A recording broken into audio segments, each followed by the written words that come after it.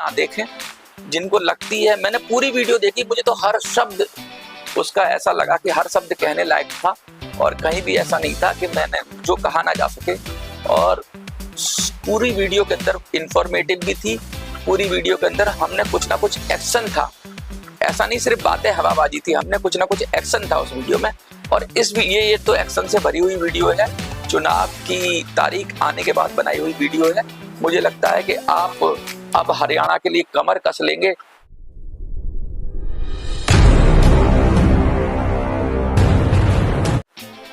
सभी वृद्धजनों को मेरा नमस्कार। आज का वीडियो बड़ा महत्वपूर्ण है और पिछला वीडियो जो हमने बनाया था महाराष्ट्र फतेह करने का, उस पर बहुत अच्छा रेस्पॉन्स आया। 50,000 से ज्यादा लोग अब तक उसे देख चुके हैं, लगभग 60,000 के करीब, और ये बढ़ता जा रहा है। मुझे लगता है कि ये वीडियो 1 लाख से पार जाएगा, 1 लाख लोगों के पार ये वीडियो पहुंच जाएगा। लेकिन हमें ये संख्या और बढ़ानी है। वो इसलिए बढ़ानी है कि ज़्यादा से ज़्यादा लोगों तक हमारी बात पहुंच जाए, और ये बात बड़ी अच्छी तरह से पहुंच रही है। मैं आपसे कहना चाहता हूं, अपने सभी साथियों से, आज जो वीडियो है वो खुशखबरी का है। खुशखबरी क्या, एक इस तरह हमारी योजना को और परिपक्वता मिलेगी। आज के वीडियो में बहुत सारी आज के वीडियो में इंफॉर्मेशन है, तो आपसे मैं ये चाहूँगा कि इसे आप लास्ट तक देखें और इस वीडियो को भी पहले वीडियो की तरह शेयर करें और ज़्यादा से ज़्यादा लोगों तक पहुँचाएं। देखिए अभी लगभग 3:30 बज रहे हैं, 3 या लगभग 4 के करीब बज रहे होंगे, मैं ये वीडियो शूट कर रहा हूँ। इस वीडियो को शूट करते समय चुनाव आयोग का प्रेस कॉन्फ्रेंस हो चुका है और हमारे और आपके लिए एक सूचना आई है, वो सूचना हम बताएंगे। और महाराष्ट्र चुनाव से जुड़ी हुई सूचना भी आई है, उसको भी हम शेयर करेंगे। और ये हमारे और आपके लिए कैसे फायदेवर है, या हमें इसमें और क्या स्ट्रेटजी बनाने का टाइम मिल गया, और जो समय मिल गया, और जो तरीके मिल गए। इस बार मुझे लगता है कि कुछ ना कुछ पेंशनर चुनाव में अपनी धाक जमाएगा और सरकारों को घुटनों के बल पे ले आएगा। और ये मुझे लगता है 1 महीने के अंदर ही हो जाए। अगले 1 महीने में अगर हमने सही से कर लिया काम, तो शायद मुझे लगता है कि एक बहुत बड़ा जो हम तमाचा मारना चाह रहे थे, जो हम सरकार को झिझोड़ना चाह रहे थे, जो हम सरकार को उठाना चाह रहे थे, वो हम काम कर पाएंगे। लेकिन उससे इन सबसे पहले मैं एक मैसेज पढ़ूंगा। एक मैसेज है, ये बीजेपी के कार्यकर्ता हैं और इन्होंने हमें लिखा है, देवरिया है यूपी से। तो इन्होंने क्या लिखा है, एक मैसेज लिखा है, मैं पहले ये पढ़ दूं, फिर देखिए कैसे खलबली मच गई है। सब जगह खलबली मच गई है। वो किसी भी पार्टी के कार्यकर्ता हो, अब वो कहने लगे हैं, वो बात करने लगे हैं। तो मैं पढ़ता हूँ, ये है शिकायत पत्र मिनी संसद जी। राम जी, निवेदन है कि मोदी जी ने ईपीएस कार्यालय में सूचना भेज देते कि पेंशनर, कर्मचारी और किसान से ही सरकार बनती है। अभी उपचुनाव उत्तर प्रदेश तथा अन्य राज्यों में सीएम का चुनाव होने जा रहा है। इसमें मुख्य सीएम योगी जी हैं। क्या वो 2027 और 29 के चुनाव में भारत के हिंदू के रक्षक योगी जी हैं? मोदी अगर रिटायर्ड के कर्मचारी ईपीएस डाक विभाग से पेंशन नहीं बढ़ाएंगे, तो योगी जी के लिए आने वाले चुनाव में योगी जी अपने पैर पर कुल्हाड़ी मार लेंगे। कहने का मतलब ये अपनी भाषा में कह रहे हैं, सीनियर सिटीजन है, बुजुर्ग है, लेकिन मोटी ये कह रहे हैं कि जो यूपी का चुनाव होगा आने वाला विधानसभा का, योगी जी की हालत बहुत बुरी हो जाएगी अगर मोदी जी पेंशनरों को उनका हक और अधिकार नहीं देंगे। ये मोटी बात कहने का मतलब है। और ये कौन है? ये बीजेपी के कार्यकर्ता, अभी बताऊंगा, देखिए कौन है। अगर ईपीएस विभाग के कर्मचारियों के लिए घाटा हो रहा है, तो हमारा अंशदान रुपया वापस कर देवें। ये कह रहे हैं कि भाई अगर ईपीएस 95 या ईपीएफओ में घाटा हो रहा है, तो हमारा जो अंशदान है वो रुपया वापस कर देवें। इसके बाद ईपीएस विभाग के गेट पर ताला लगा दें। ईपीएस विभाग के गेट पर ताला लगा दें। सांसद व विधायक कौन सा अंशदान जमा कराते हैं जो इनको पेंशन दिया जाता है, इसका विवरण जवाब देवें मोदी जी। ये बीजेपी का कार्यकर्ता मोदी जी से पूछ रहा है कि भाई सांसद और जो आपके विधायक होते हैं, ये कौन सा अंशदान जमा कराते हैं, इसका भी विवरण दें। आगे का भविष्य देखते हुए भारत की सुरक्षा के लिए योगी जी को रखना जरूरी है। ये अपनी पसंद है, देखो किसी भी व्यक्ति की पसंद हो सकती है, उसको योगी जी पसंद हो, लेकिन ये कह रहे हैं कि मोदी जी की वजह से योगी जी भी 2027 में अपने पैर पे कुल्हाड़ी मार लेंगे। ये मोटी मोटी बात इन्होंने कहा है।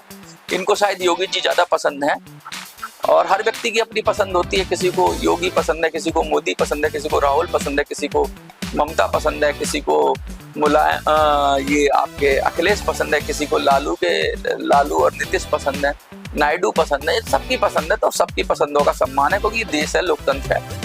लेकिन ये जो मोटी बात कह रहे हैं, ये चेतावनी या ये सजग कर रहे हैं अपनी पार्टी को।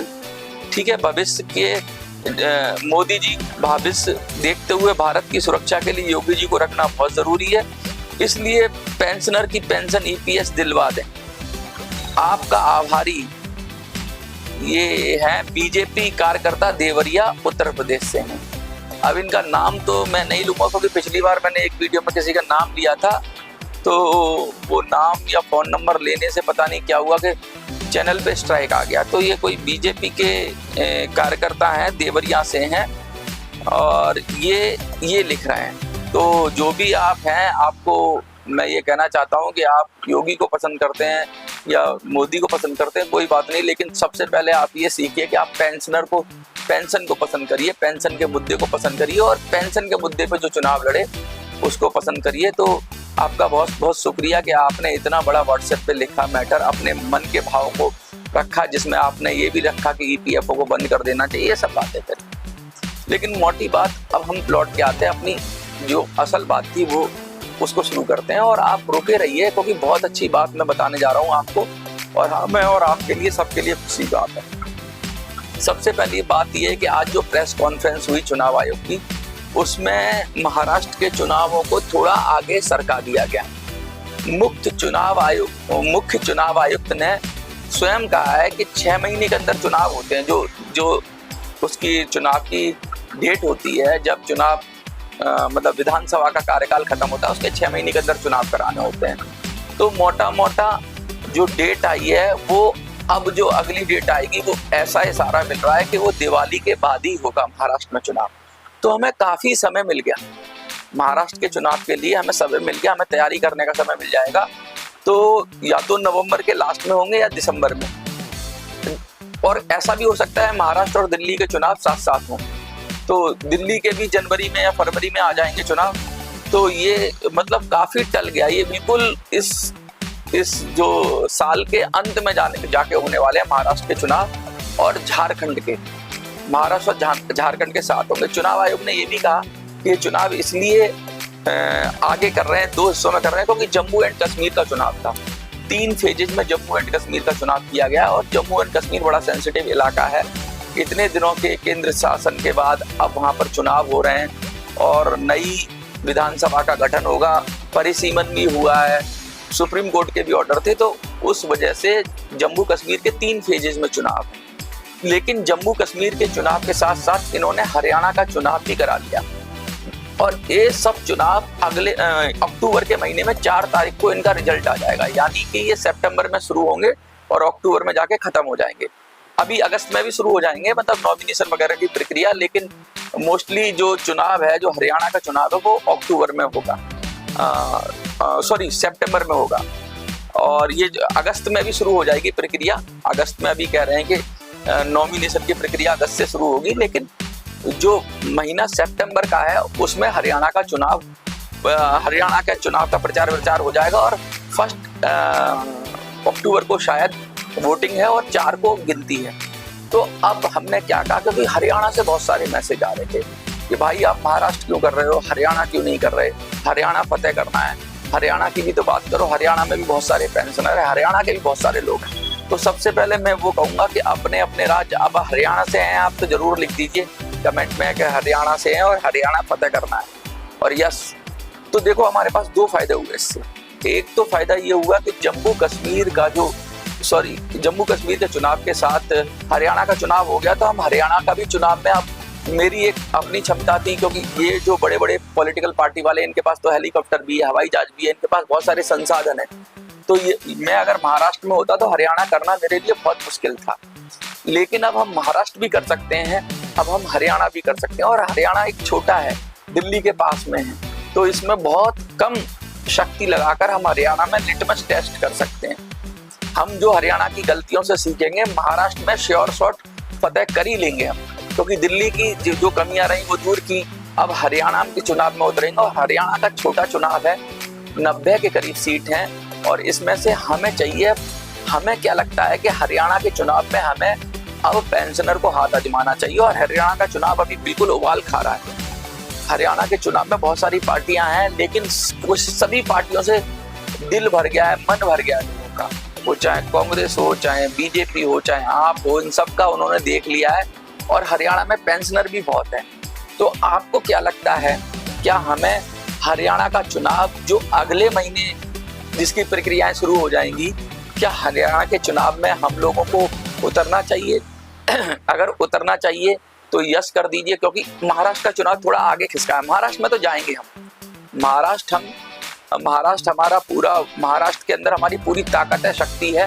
और लाखों करोड़ों लोग महाराष्ट्र में ऐसे हैं जो हम लोगों से जुड़ेंगे, और लाखों लोग हमें पेंशनर हैं और कंट्रीब्यूटर है। लेकिन हरियाणा एक छोटा राज्य है, 90 के करीब सीटें हैं। हरियाणा में भी, हरियाणा के लोगों ने कमेंट में लिखा कि हरियाणा क्यों नहीं मनोज भाई, हरियाणा क्यों नहीं। मुझे कुछ लोगों के फोन भी आए कि हरियाणा क्यों नहीं। तो अब मैं आपसे पूछ रहा हूँ, क्या हमें हरियाणा में भी ये अभियान चलाना चाहिए? क्योंकि हरियाणा का चुनाव तो अगले महीने है, तो इससे हम धार दे पाएंगे अपनी क्या बोलते हैं, अपनी योजना को और मजबूत कर पाएंगे। और हमें लड़के पॉलिटिकल भागीदारी करके चुनाव के माध्यम से किसी भी तरीके से प्रेशर बना के, ये अनशन वनशन से अब काम चलेगा नहीं, क्योंकि अनशन 10 साल हो गए करते करते, इससे कुछ होने वाला नहीं है। जब तक कि हमारे हाथ में घोड़े की लगाम नहीं आएगी, तब तक मुझे कुछ लगता नहीं है। मैंने पहले भी कहा था कि प्रधानमंत्री जी कुछ बोलेंगे शायद 15 अगस्त को, लेकिन नहीं बोले, क्योंकि हमें इस बात का अंदेशा था कि प्रधानमंत्री जी को अभी भी कोई फर्क नहीं पड़ रहा है। बहुत सारे लोग अभी भी 11 लाख की चेतावनी दे रहे हैं। आज भी मैंने कुछ लोगों को फॉर्म भेजा है, वो लगातार पीएम को फॉर्म भेज रहे हैं और अपनी शिकायत दर्ज करा रहे हैं, शिकायत पत्र मांगते हैं। बहुत सारे लोगों को मैं नहीं दे पाता, तो आप लोगों के पास अगर शिकायत पत्र है और कुछ लोग देना चाहते हैं, तो ये भी प्रक्रिया मुझे लगता है चालू रहनी चाहिए साथ के साथ में। तो आप शिकायत भेजिए मोदी जी को और पीएमओ को, ये अपना पत्र भेजिए और अलग अलग तरीकों से, जो तरीके से भी होती है, मोदी जी को संपर्क करने की कोशिश करिए। अब होगा क्या, हरियाणा के चुनाव के अंदर अब हमें क्या करना है? हमें और आपको, आप सुन लो, देखो मैं सबसे आपसे बात कर रहा हूँ, हमें और आपको क्या करना है? हमें और आपको अब ढूंढने हरियाणा के अंदर वो लोग जो निष्पक्ष हों, जो पेंशनर की बात कर रहे हो, जो पेंशनर हो तो बहुत अच्छा, ऐसे लोगों को हमें इंडिपेंडेंट खड़े कर जिता कर लाना है। अगर हम हरियाणा में, देखो महाराष्ट्र में तो हम शॉर्ट जीत जाएंगे क्योंकि बहुत संख्या है। हरियाणा में भी अब हमारे पास टाइम कम है, लेकिन हरियाणा में भी अगर हमने कुछ सीटें निकाली तो हम हरियाणा सरकार का भी अपनी बागडोर हाथ में रखना चाहते हैं, और हम चाहते हैं कि महाराष्ट्र सरकार की भी बागडोर अपने हाथ में। अगर मैं इतनी गारंटी देता हूँ, अगर कुछ भी हमारे विधायक जीत गए, हम तो पूरे पे ही चुनाव लड़ने की कोशिश करेंगे, लेकिन अगर हमारे कुछ विधायक जीत गए तो हम हरियाणा सरकार का भी कंट्रोल कान उमेट कर अपना काम करवाएंगे, और हम हरियाणा सरकार पे दबाव डाल के केंद्र सरकार से काम कराएंगे, और महाराष्ट्र सरकार पर दबाव डाल के केंद्र से काम कराएंगे। कहने का मतलब है, केंद्र की सरकार इस समय बड़ी कमजोर है, और केंद्र में कहते हैं बैसाखियों पे सरकार है।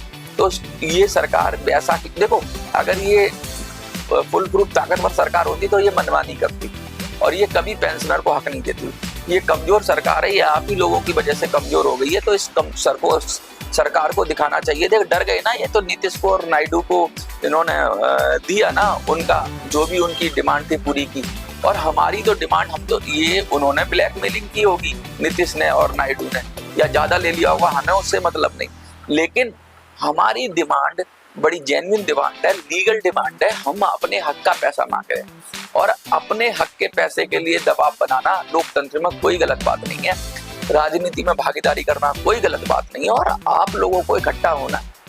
अब हरियाणा फतेह का भी नारा लगना चाहिए, और हरियाणा के अंदर बहुत सारे लोग मजबूत हैं। मैं आपसे फिर रिक्वेस्ट करूंगा कि ढूंढो। देखो अभी तक आप लोगों ने सहमति दे दी, इस वाले वीडियो के बाद मुझे ये पता लग जाना चाहिए कि आपकी सहमति आ जानी चाहिए, यस आ जाना चाहिए। अगर आपका इस वाले वीडियो पे यस आ गया तो हम हरियाणा में उतर जाएंगे। और हरियाणा क्योंकि दिल्ली के पास में है तो मैं अच्छी तरह से उसको एक दिन में अप डाउन कर भी कर सकता हूँ। दिल्ली में रहते हुए भी मैं हरियाणा कर सकता हूँ। तो हरियाणा के लिए बड़ा फीजेबल है। बस हमें हमारे मजबूत कैंडिडेट मिल जाए और उनकी कैंपेनिंग की जिम्मेवारी, उनकी मीडिया मैनेजमेंट की जिम्मेवारी, गांव से हरियाणा रूरल एरिया भी बहुत है तो और अर्बन एरिया भी है, गुड़गांव है, फरीदाबाद है। तो रूरल एरिया में भी कैसे जुड़े लोगों से, कैसे कनेक्ट करें, क्या सब्जेक्ट हो। और हरियाणा के लोग ना बड़े कहते हैं, बड़े अक्खड़ भी हैं और बड़े जिसको चाहें चढ़ा दें, जिसको चाहें। और मुझे लगता है कि हरियाणा के लोगों सबसे मजबूत भी हैं। खेलों में हरियाणा के बच्चों का नाम हमेशा, तो ये बड़े कहते हैं ना शक्तिशाली लोग हैं, बड़े जबरदस्त लोग। और आज चुनाव आयोग ने जब प्रेस कॉन्फ्रेंस की तो जब हरियाणा के बारे में बोला, कह रहे 85 साल से ऊपर मतलब हरियाणा के अंदर लाखों लोग हैं 85 साल से ऊपर। समझो बुजुर्गों की संख्या कितनी है, चुनाव आयोग खुद बता रहा है। और कह रहा है कि 10,000 से ज्यादा लोग लगभग, मैं सुनने में कुछ गलती हो सकती है, आप मुझे करेक्ट कर सकते हैं कमेंट में, लेकिन फिर भी मैं बता रहा हूँ 10,000 से ज्यादा तो ऐसे लोग हैं जो 100 साल से ऊपर हैं, वो भी वोट देने जाएंगे। तो चुनाव आयोग सीधा सीधा वृद्धजनों पर फोकस कर रहा है। तो हम भी तो ना बुजुर्गों का ही मुद्दा उठा लें हरियाणा में। और हरियाणा में बुजुर्ग पेंशन का मुद्दा अगर उठा लिया तो मुझे लगता है कि हरियाणा में जो हम शुरुआत करेंगे, हरियाणा के अंदर जो हम पिकअप पकड़ेंगे, हरियाणा के अंदर जो हम शक्ति पकड़ेंगे, हरियाणा के अंदर जो हम अगर हमारे 4 तारीख को 2 अक्टूबर को गांधी जयंती है और 4 अक्टूबर को रिजल्ट आएगा। अगर हरियाणा में हमारे लिए अच्छी न्यूज आ गई तो महाराष्ट्र वालों का जोश दुगना हो जाएगा, तिगुना 4 गुना हो जाएगा। हरियाणा से अगर हमें कहते हैं डूबते को तिनके का भी सहारा, अगर हरियाणा से हमने कुछ भी कर लिया, कुछ भी अचीव कर लिया तो महाराष्ट्र में वो एकदम चलजला आ जाएगा। महाराष्ट्र के अंदर वो एनर्जी बन जाएगी, महाराष्ट्र के अंदर लोग ऐसे खड़े हो जाएंगे, हमें हाथों हाथ ले लेंगे। तो मैं महाराष्ट्र के लोगों से भी चाहूंगा, मैं पूरे देश के लोगों से चाहूंगा, सब पार्टियों के, सब जाति के, सब धर्मों के लोगों से चाहूंगा कि हरियाणा में लग जाओ, हरियाणा में बुजुर्गों का मुद्दा उठा लें और हरियाणा में हम अपने कैंडिडेट भी तय कर लें। क्योंकि ज्यादा समय नहीं है, हमें मुश्किल से 15 दिन मिलेंगे हरियाणा के लिए, जो हम कैंडिडेट अपने डिसाइड कर लें। उनका फॉर्म भी फिल करना है, उनको बहुत सारी फॉर्मेलिटीज करनी है, फिर उनके चुनाव के लिए कैंपेन भी करना है। तो ये आपका वीडियो, आपकी जिम्मेवारी है, जैसे पिछले वीडियो की जिम्मेवारी थी आपकी, ये वीडियो आप हरियाणा के कोने कोने तक पहुंचा दें।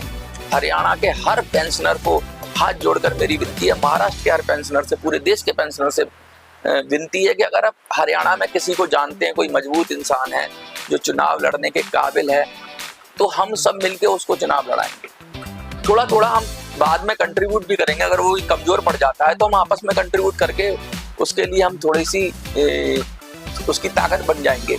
और थोड़ा थोड़ा कहते हैं ना कि साथी कंधे से मिलते हैं कंधे। अगर कोई हमारा साथी कमजोर पड़ेगा किसी भी मामले में, जनसंख्या तो मिल जाएगी हरियाणा में, लोग तो मिल जाएंगे, बुजुर्ग बहुत हैं, कार्यकर्ता भी मिल जाएंगे। कहीं कोई पैसे से कमजोर पड़ेगा तो हम सब फंड रेज करेंगे उसके लिए, वो अलग विषय है। लेकिन सबसे पहले हमारे पास वो लोग तो होने चाहिए जो पेंशन के मुद्दे पर हरियाणा में उतर जाएं और ताल ठोक दें। हरियाणा तो कुश्ती वाला देश है ना, ताल हरियाणा में, तो अब हरियाणा में ताल ठोकी जाएगी। हरियाणा चुनाव में बुजुर्ग पेंशनर ठोकेंगे ताल, यही शायद मुझे लगता है कि होगा। और इसका मतलब ये नहीं कि महाराष्ट्र वाला हमारा हो गया, ये हरियाणा तो झांकी है, पिक्चर अभी बाकी है। हरियाणा तो झांकी है, पिक्चर अभी बाकी है। और ये पिक्चर बाकी कहाँ की है? महाराष्ट्र की। कोई महाराष्ट्र में असली लड़ाई होगी, हरियाणा लड़ाई का आगाज होगा।